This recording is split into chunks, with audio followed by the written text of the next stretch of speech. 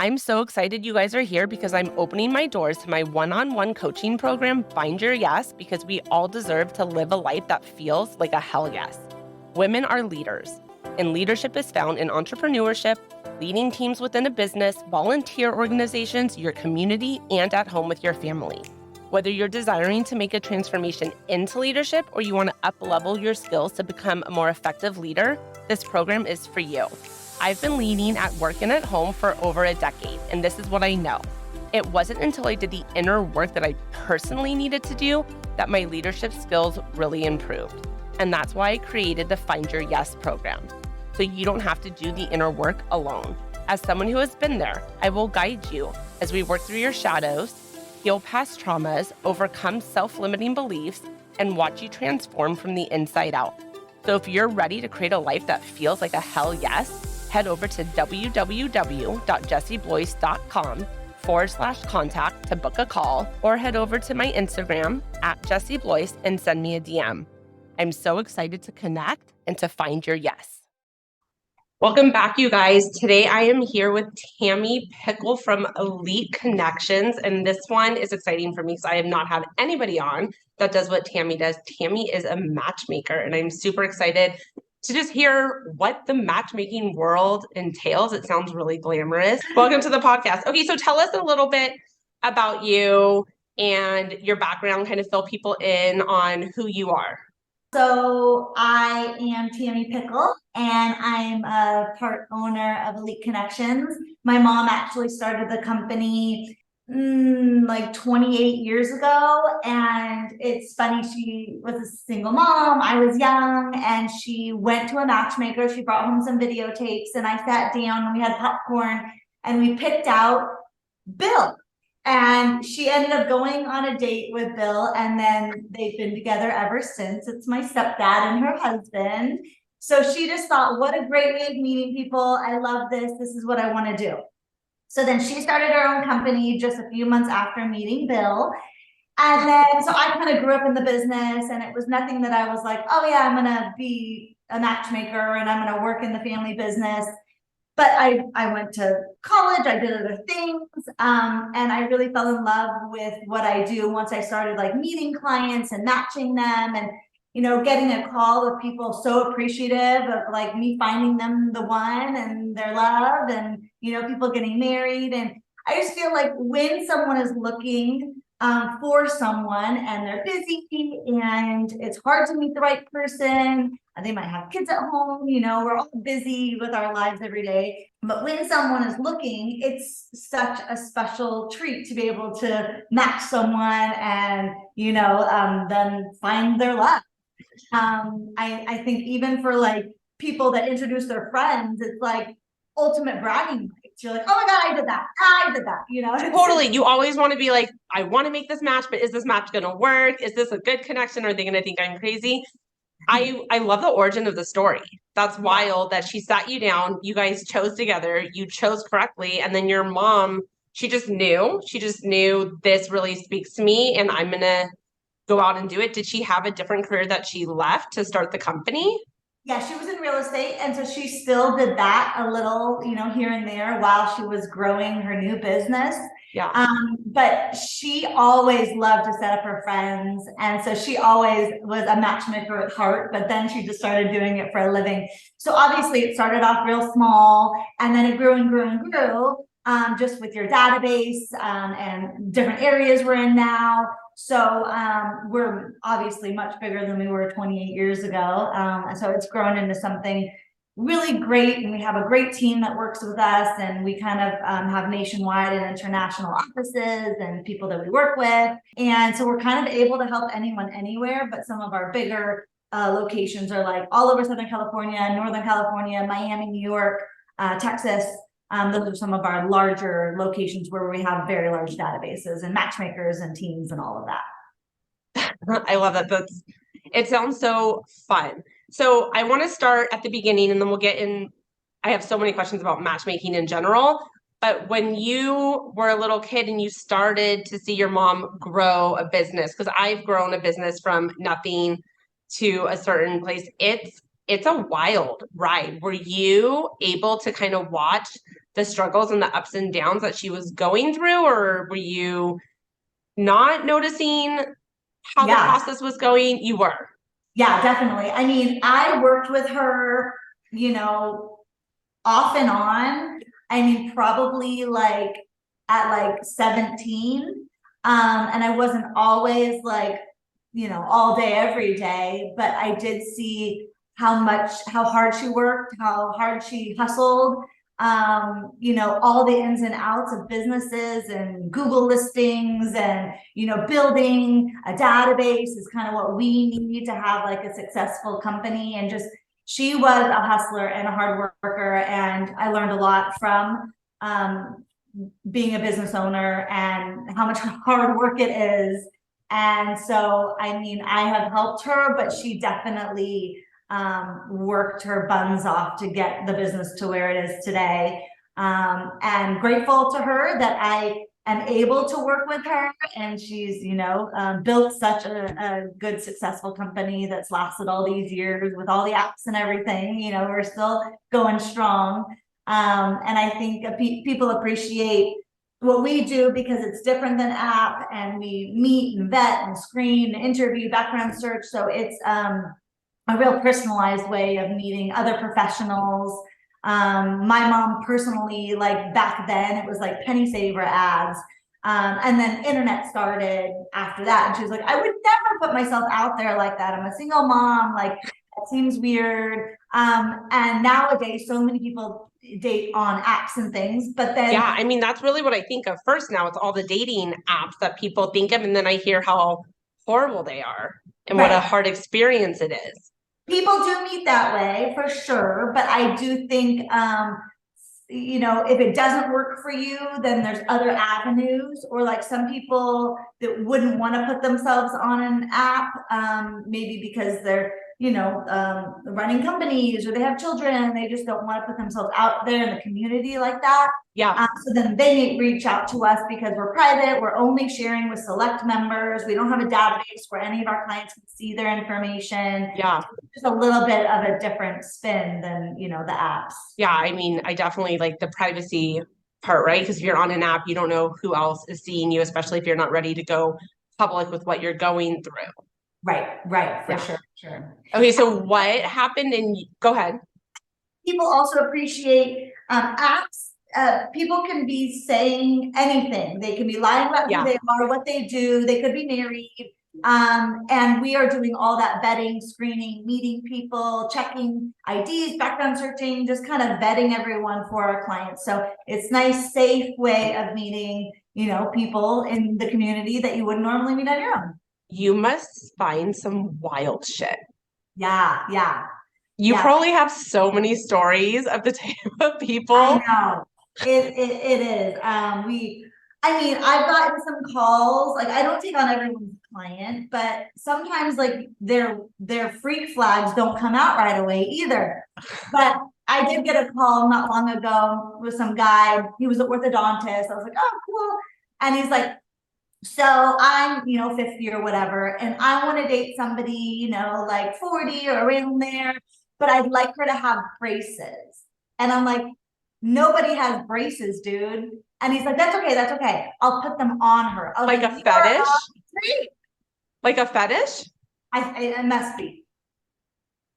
I'm like, you're a freak. That it like reminded me of like, I don't know, like that's so a little kid or something. I was like, no, sorry, no. I can help you. Sorry. Yeah, like having it be more like a juvenile thing.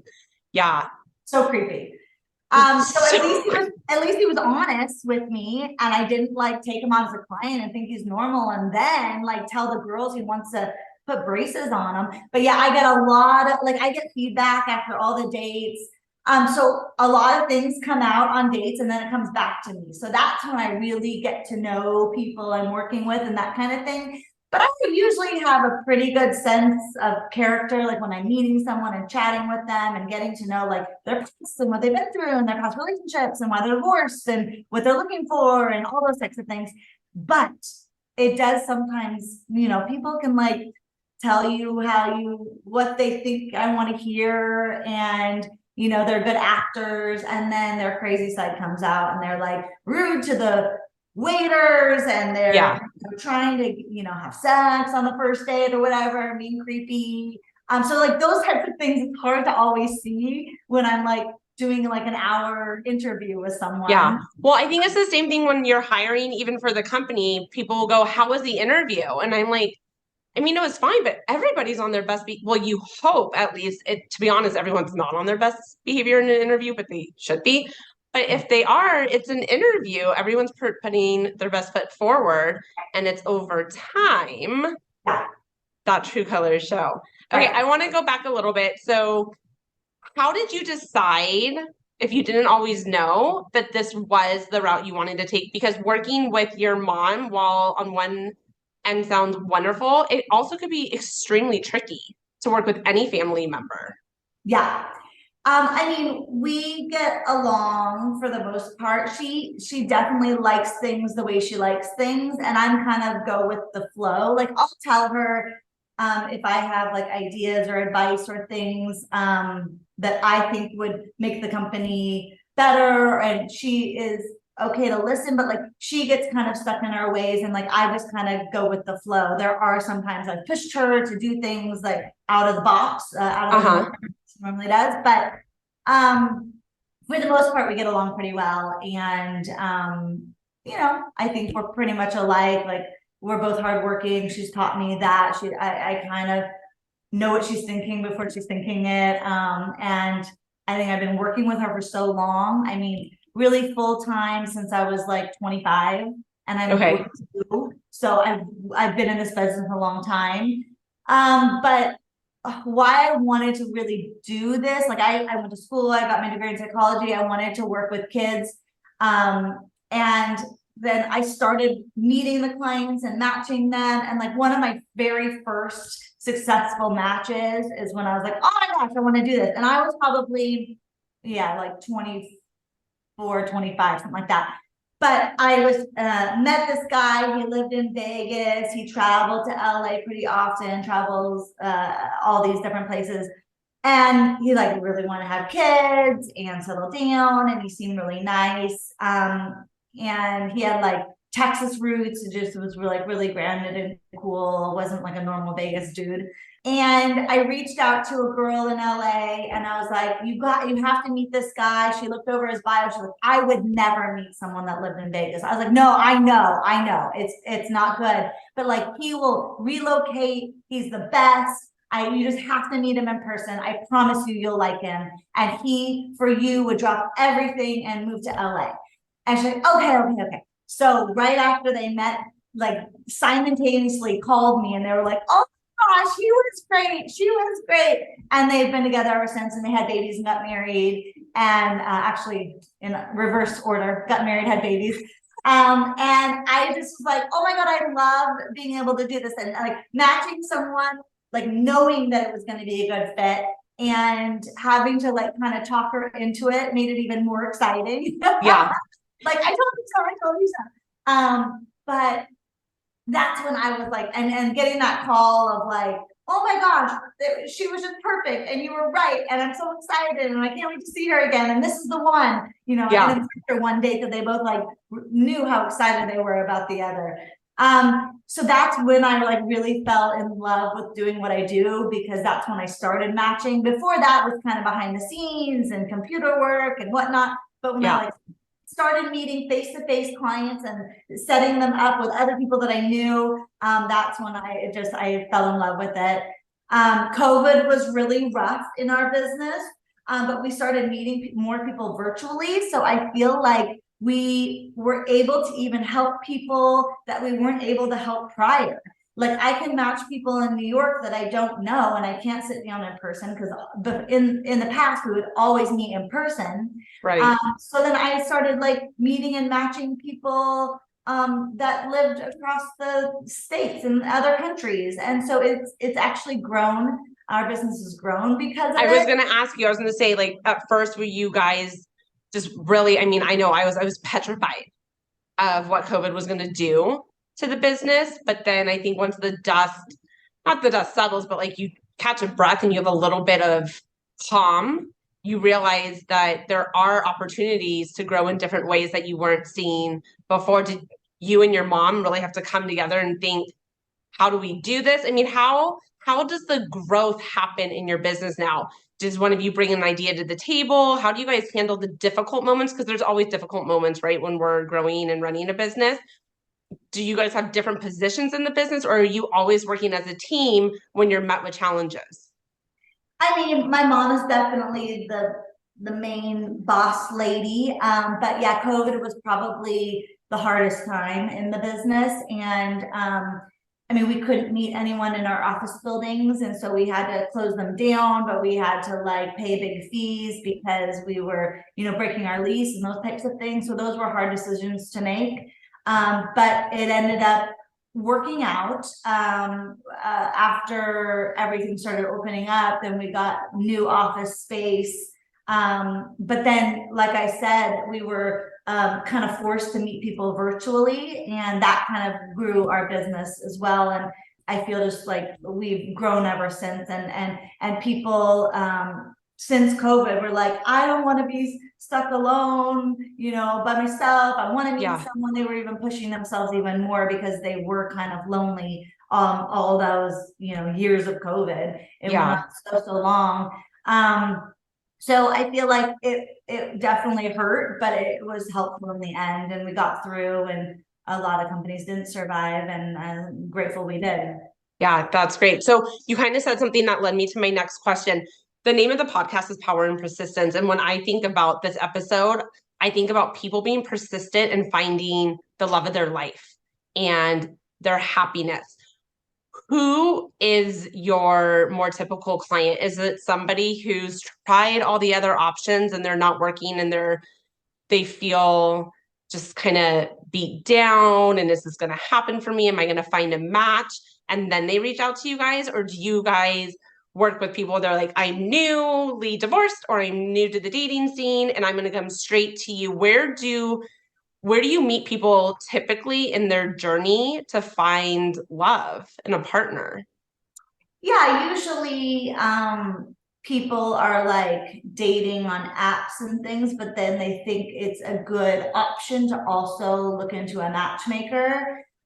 So they might be doing that route, but then they're like reach out and they're like, oh, well, you know, she's local, she's got, you know, successful men and women in the area, so why not try this route as well? Or I have clients that like wouldn't do the app route. You know, they have kids, they're maybe a little older and they don't want to try the app route. I really do work with all ages, from 20s to 80. But I probably would say our bigger pool would be like divorced, you know, working, busy, in the middle, like, you know, 50s. Yeah, like I don't have time to go on a million dates with a bunch of people that aren't for me. And I have to vet them, and you know, I'm talking with this person for weeks or months, and then I finally meet them and they look nothing like their photos, and this is a waste of my time. I need to invest in finding the right person, and using a matchmaker is a better option, kind of a thing. Do you match people only with your current clients, or do you, depending on who your client is, then go, I don't know how, but find people that might be a good match? Yeah, most of the time they come out of our current database. So we have a very, very large database. We have clients that kind of just sit in the database. We have full clients that we're actively working for. So we first would be looking through the database, but we're always recruiting. So we get, you know, referrals, friends of friends. We're on social media, just like we'd like to offer you a free match if you might be a fit for our clients. So we're always recruiting in certain areas for certain clients, and just growing our database every single day. Most of the clients reach out to us directly, like they are like looking into a matchmaker in a certain area, and then they look into us and they contact us. I would probably say 90% come to us because they're looking for a matchmaker, and the other 10 are like, we're reaching out on different, you know, avenues and seeing if they might be interested, and kind of putting them in the database. And we've had people that have joined with us after giving them a couple free matches, or they just kind of sit in the system. And if we have somebody that's nice for them that we're working for and they both want to meet each other, then we'll send them up. Does being a matchmaker mean that you're available to your clients at all times? like after a Saturday night date? Are they, if they're upset with the person or something weird happens, like, are you kind of like on, like, I think of like a realtor.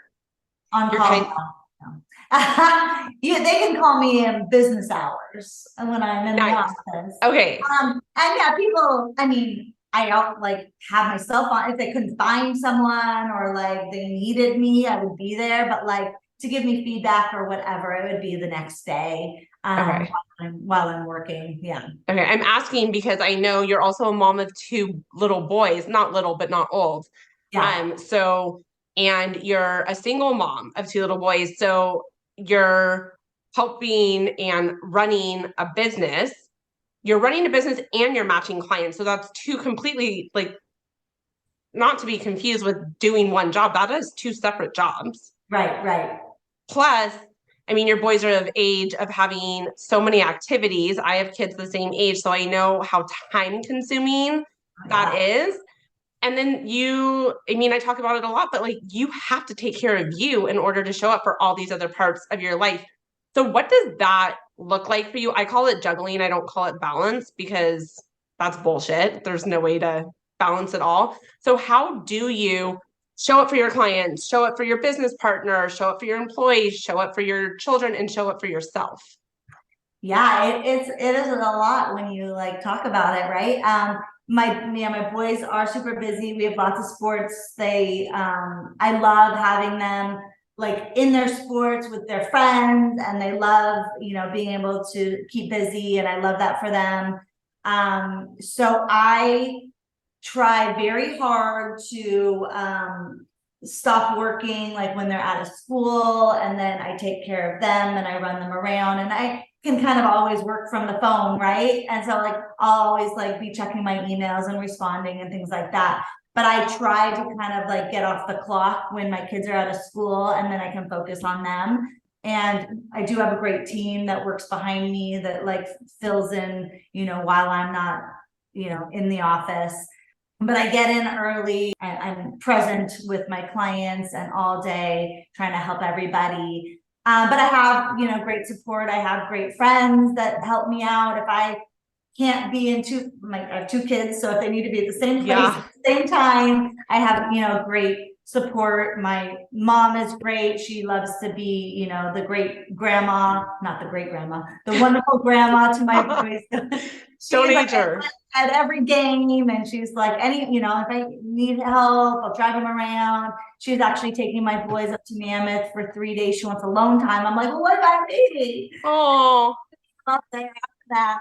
But yeah, she loves, to have a little that's grandma. great. So you really have a good support system because, and Tammi, we don't have to go into a lot of detail, but their father has passed away. So I know you're really, it's not a single parent situation where dad has them half the time and you have them half the time and you get to kind of juggle it all that way because it's really on you to make all these things happen. And I'm not a single parent and I'm already, always dealing with who needs my attention. So to have I'm not going to call it pressure, but to have those many things needing your attention, it's a lot to handle it with grace. And sitting across from you, you look very like I have a system. I have this figured out.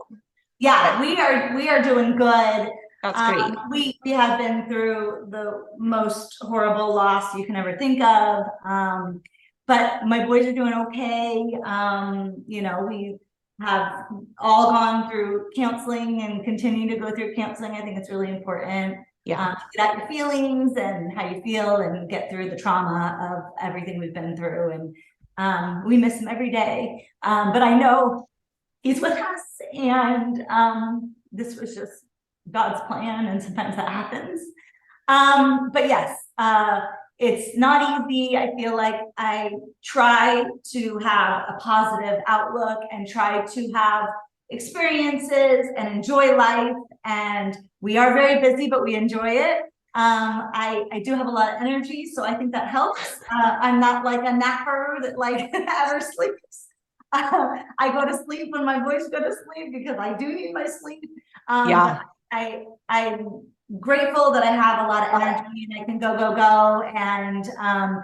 And yes, it's good to have some downtime. You know, I do try to do like some girls' night outs with girlfriends, and we try to have spa days every year now and again, and do things for me.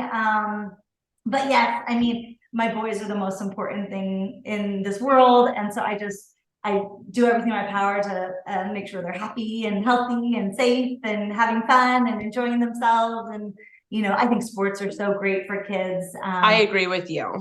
And they both do baseball, right? Yeah, so baseball's their number one, then basketball. They love flag football. Oh, you're really busy.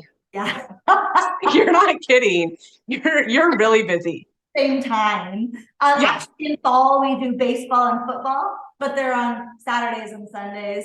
Yeah, I don't know. It's a lot, but I mean, yeah, our weekends are done. You know, they're just all sports. For sure. But I don't know how you feel about sports, but I love watching my kids do their activities. My son does soccer, my daughter does dance. And I honestly think when this part of my life is over, when my weekends aren't filled with their activities, I'm going to just be like, what the hell am I supposed to do with myself? Because I get so much joy out of being a part of that, just seeing, like, just watching them do their thing, the families we've been able to meet. I'll be sad when this part's over. I don't ever think like, oh God, like another weekend to soccer or whatever. I love it. Right. I know. I love it too. I am the biggest cheerleader. I mean, my boys listen back to it, like I'm videoing them hitting or whatever on the baseball field. They're like, "Oh my gosh, mom, you are so loud." I'm like, "Oh my God, I know. I should tone it down a little." I am that mom. I love that though. They're gonna love that forever. I always say, like, as long as my kids aren't like, quiet, mom, you're embarrassing me. As long as they allow it and it's not like upsetting them, like I will keep it going as long as I can. I mean, that's so much on your plate. So your sense of kind of how you're caring for yourself is your time with your girlfriends and just that downtime. And it sounds like you have a support system where you're able to build a little bit of that in. So I'm happy for you, and I'm so sorry for what you guys went through. I want to ask you a couple more questions about matchmaking. Yeah.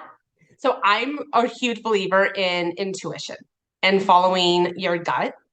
As a matchmaker, what's the process? Are you looking mostly on paper, or are you sitting like matching people based on what they say they're desiring in a partner? Or are you sitting across from someone and relying on your intuition, like, oh my God, you're a perfect fit for so and so? Or is it a combination of everything? How do you even learn how to be a matchmaker, or is it just a gift that you have?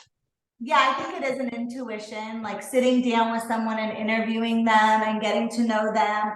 I always have a sense of, oh my gosh, I think that this person would work well with you. And is it always like a love connection? Maybe not. It might take more than that first match to find them the one. But I I just kind of knowing like their personality, what they're looking for, their values, and then knowing that other person personally as well.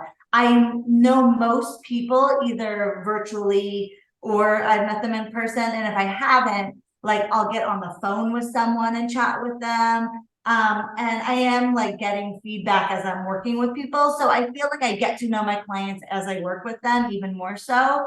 But I think it is an intuition, just kind of have a sense and a feeling of two people being a good fit together. Of course, you're not going to know until they like meet in person. And I always show pictures and profiles first because I don't want to waste anybody's time. And they're like, oh my gosh, Tammi, I'm not attracted to bald or this or that. And so I of course, don't want to anyone to waste their time if it's not a good fit. So they always look over the profile and let's just say religion's important and politics is important and somebody having children or not having children or wanting children, you know, I get all those things that may preferences that are important to someone before matching them. And I think once we go through everything, then I'll have an idea. Like once I kind of go through my database and I'm like, oh my gosh, she's great. She's great. She's great. I'm going to like start here and send him somebody and see what he thinks and go from there. So it's like,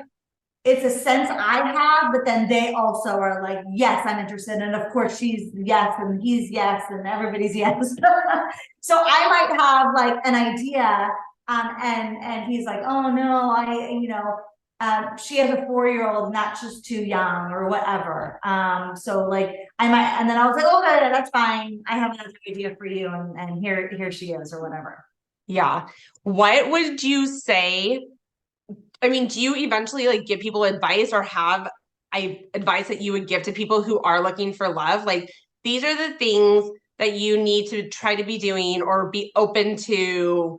I mean, I don't even know what do you see with your clients and advice that you would give to people who are, besides call a matchmaker at Elite Connections, what would be advice that you would give people looking for a relationship?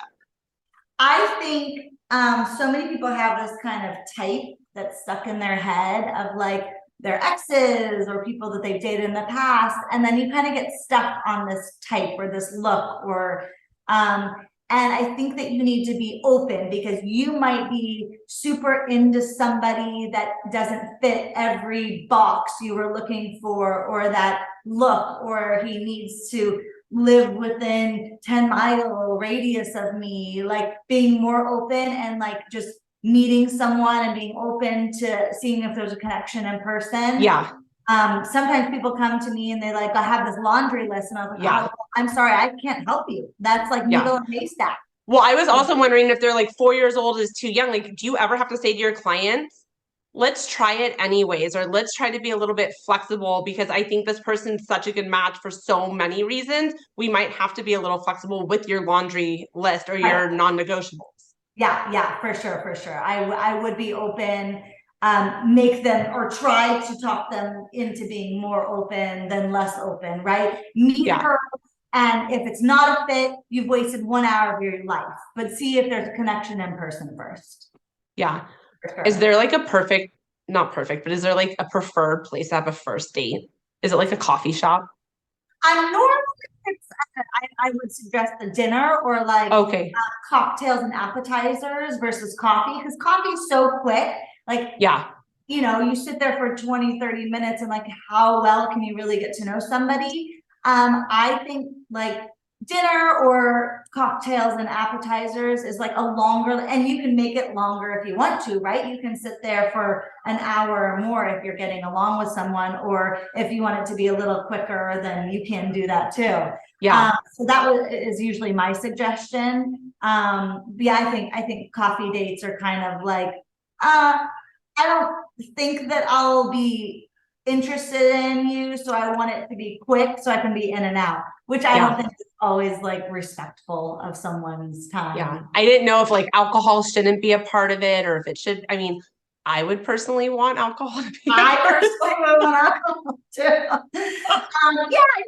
You have to be careful, right? You don't have more than one or two. And there's been many times where somebody will come back and be like, yeah, she had a bottle. I'm like, oh, okay, well, maybe what's nervous. Have you ever had a client come through and been like, that's interesting to me? For myself.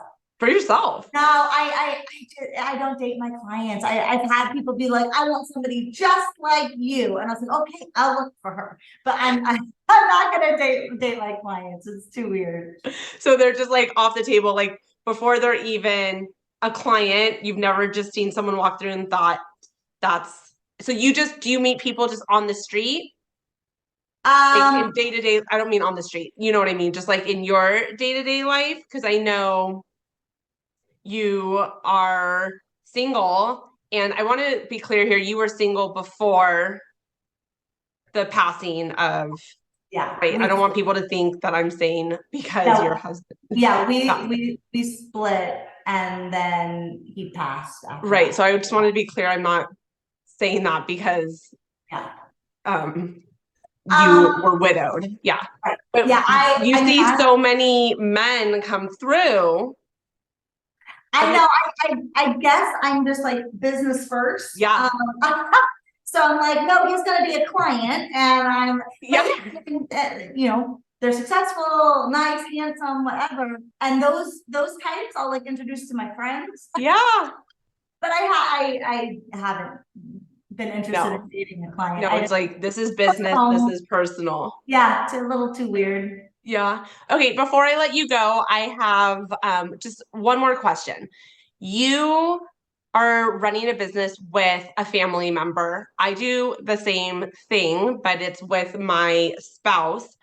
What advice would you give to others who are thinking of going into business with family? Make sure it's family that you get along with for the most part. And I think communication is huge in any relationship, but especially a business relationship with a family member or anyone. So many times you're just like short and by text or email or whatever, and it just like doesn't come across the way you want it to, like just we need to pick up the phone and like have a conversation so things don't get twisted up and somebody gets mad. I think it happens a lot where we're just kind of busy and we're like messaging and it comes off harsh or Yeah, a lot gets lost in written communication. Yeah. So yeah, communication, right? Like spell it out. This is what or like talking to somebody in person or over the phone instead of the emailing and texting if it's important to talk about. I think is super important. Just good communication and being open with each other about what you need from them, what you need them to change. I mean, like my mom never thanks me for anything or ever has appreciation for me with like a lot of things. So I had to be like, Mom, I know it's you just expect everything from me, but sometimes it's nice to be like, Tammi, thank you for doing that or appreciate you for doing that. And I the same, right? Yeah, I think it's really important to be transparent with your needs and to state your needs instead of like letting it build and blowing up because you're all upset. Right. Yeah, and it's hard, especially I think in the moments when the business is having some sort of challenge to keep that level of communication really open and work through it as a team. And I know for us, and I don't know if it's for you guys too, try as much as we can to not bring it into home life, right? And like leave that at work. Well, I think it's great. I think this is such a fun episode. It's a little bit different than what I usually do. And it's so fun to hear about the matchmaking world. It just sounds like such a fun day at work all the time because I think you could just be studying so many people and hearing the wildest stories all day. I know, it is fun. And it for the most part, like my clients are like my friends and I feel like I'm setting my friends up with other friends, but I get paid to do that. So like, that's amazing. That's awesome. Well, thank you so much for taking time out of your day to come on the podcast and for kind of just sharing what the matchmaking world is like for all of us. Yeah, thank you for having me, Jessie. It was fun. It was fun. Thanks, Tammi. Bye. Bye.